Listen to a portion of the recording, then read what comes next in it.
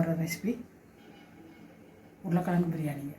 ஈஸியாக செய்கிறது எப்படின்னு பார்க்கலாம் வாங்க. பாருங்க, 3.5 டம்ளர், இந்த டம்ளருக்கு 3.5 டம்ளர் அரிசி, 7 டம்ளர் தண்ணி வச்சுருக்கிறேன். நான் கொஞ்சம் பாசுமதி ரைஸ் தாங்க வைக்கிறேன். இதில் 2 ஏலக்காய், கொஞ்சோண்டு கல்பாசி, ஒரு 2-3 கிராம்பு, ஒரு பட்டை, ஒரு இலை, ஒரு மொட்டு, மராட்டி மொட்டு, அடுத்து கொஞ்சோண்டு கொத்தமல்லி தழை. பாருங்க, கொஞ்சம் கொத்தமல்லி தழையை பிச்சு போட்டுக்கோங்க. கொஞ்சோண்டு புதினா தழை, இந்த அளவு அரிசியை கழுவி வச்சாச்சு. இதை இப்போ இதில் போட்டுக்கிடலாம். சூடாகிடுச்சு தண்ணி, வரும் இதை போட்டுக்கலாம்.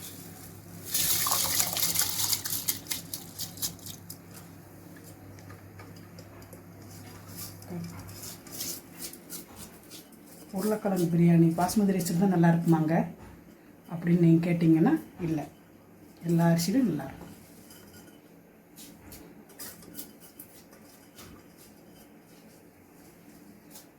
நம்ம செய்கிறது நல்லா திருப்தியாக செஞ்சால் சாப்பாடு சூப்பராக இருக்கும். பாஸ்மதி ரைஸ் சீக்கிரம் குலைவாக இருக்கும். இந்த மெத்தடில் நீங்கள் செஞ்சீங்கன்னா கடையில் இருக்கிற மாதிரி நல்லா பொழு நல்ல விதையாகவும் நல்லா வரும். அதனால தான் நான் தம் பிரியாணி போடுவாங்க பார்த்தீங்களா, அந்த மெத்தேடில் நான் உங்களுக்கு இந்த பிரியாணியை செஞ்சு காட்டுறேன். உருளைக்கிழங்கு பிரியாணி எங்கள் வீட்டில் அடிக்கடி வாரத்தில் 2 தடவையாவது பிள்ளைங்க கேட்பாங்க. ஒன்று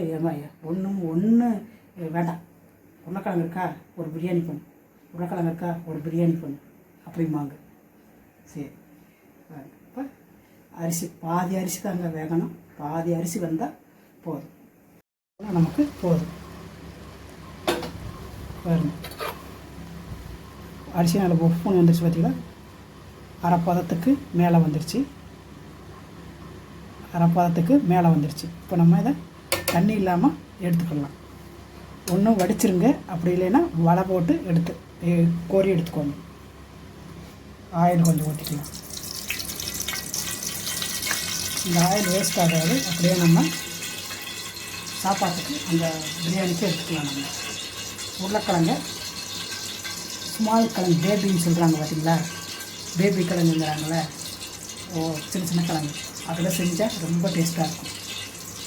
அந்த கிழங்குல இப்போ நான் வெட்டி அரை வேக்காடு வேக வச்சுருங்க. அரிசி வேக வைக்கிற மாதிரி இதுவும் ஒரு அரை வேக்காடு வேக வச்சு எடுத்துட்டிங்கன்னா உங்களுக்கு நமக்கு அந்த அரிசி வேக இது வேக சூப்பராக இருக்கும், கரெக்டாக இருக்கும். அதனால் அதை அரை வேக்காடு, இது அரை வேக்காடு. அரிசி அரை வேக்காடு, இந்த உருளைக்கிழங்கு அரை வேக்காடு. இந்த இவ்வளோ தறியில் போடுறது, அப்போ தான் நல்லாயிருக்கும், சாப்பிட சூப்பராக இருக்கும். சரி, இப்போ பாருங்க வச்சாச்சு. கடாய இதில் இந்த கிழங்கு போட்டுக்கலாம்.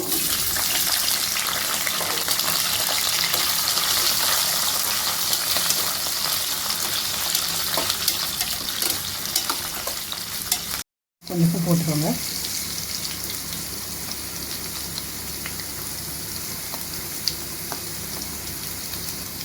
மிளகாத்தூள்,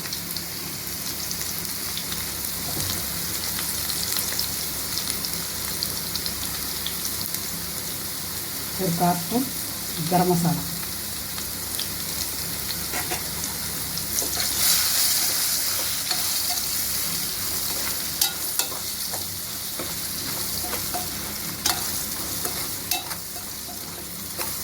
பாருங்கள் அப்படியே கட்டி ஆயிடுச்சு பார்த்தீங்களா, சூப்பராக இருக்கும்.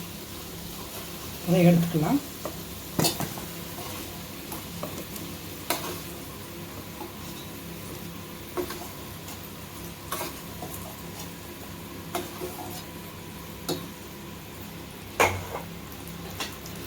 இருக்குது கூட கொஞ்சம் நெய் ஊற்றிக்கோங்க. நெய் போட்டுக்கலாம். நெய் கொஞ்சம் போட்டுக்கலாம். பாதி போடுங்க.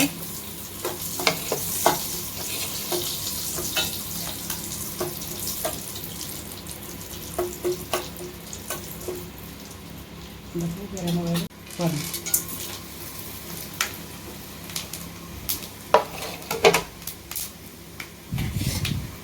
வெங்காயம் இந்த அளவில் வெங்காயம் பாருங்கள்.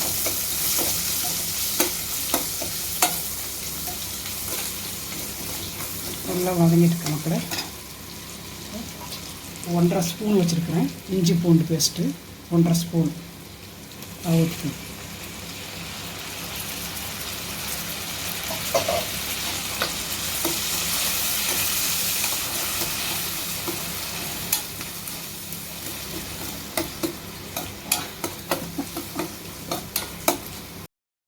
வெங்காயத்தை நல்லா பொடி பண்ணி சத்தம் கேட்கணும். பொடி பண்ணி நல்லா வணக்கி எண்ணெயில் நல்லா வணக்கி எடுத்து வச்சுக்கோங்க.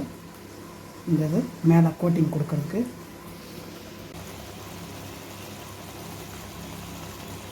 ஒரு ஸ்பூன் மல்லித்தூள் போட்டுக்கிறேன்.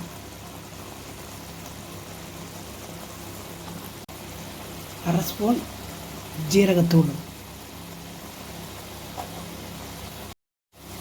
1 ஸ்பூன் கரம் மசாலா மக்களை. 1 ஸ்பூனு.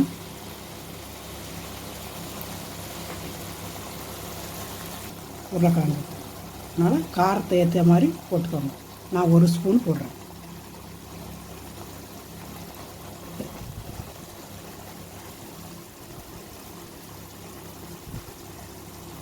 ரெண்டு பச்சை மிளகாய்.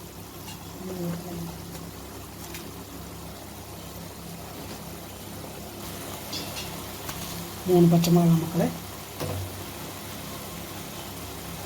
கொஞ்சோண்டு புதினா தழை. இது நல்லா வணங்கட்டும். பச்சை வாசனை நல்லா போகட்டும். చెప్పండి. ரெடி ஆகிடுச்சு மக்களை.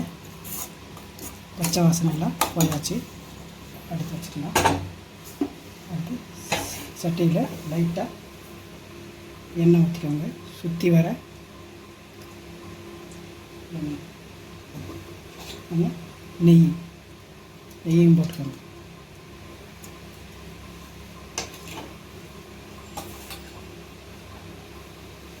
மசாலா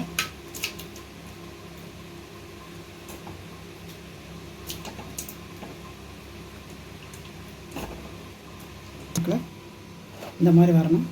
பார்த்தீங்களா, அரை அரிசி தான் வெந்திருக்கணும். அரை அரிசி இந்த தம்மில் சரியாக போகும். வாங்க.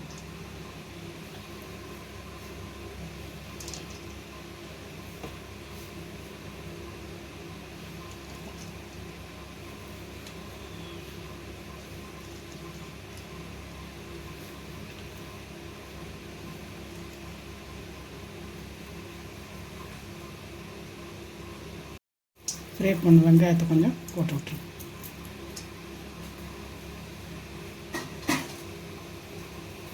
உருளைக்கிழங்கு மக்களை.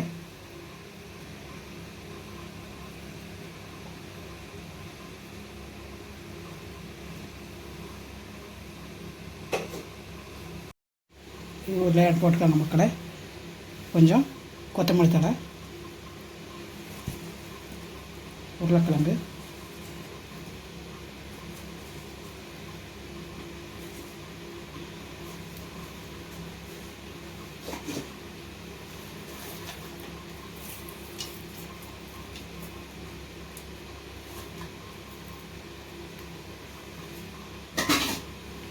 அவ்வளோதான், ரெடி ஆகிடுச்சு. கம்மி பண்ணி வைங்க.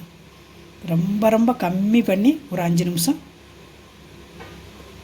தம் போட்டிங்கன்னா சூப்பராக ஆகிப்போம். சீக்கிரம் வேலை முடிஞ்சிடும். வரும். அவ்வளோதான்.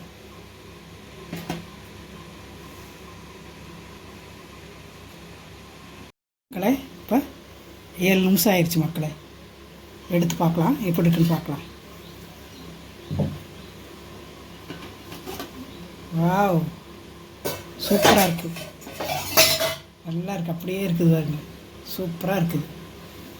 இப்போ கொஞ்சம் கொத்தமல்லி தழை துவைக்கணும்.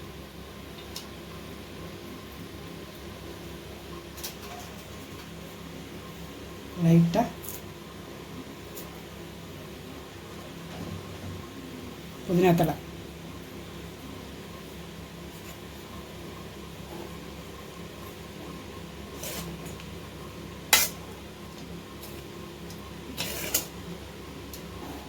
எப்படி இருக்கு மக்களே?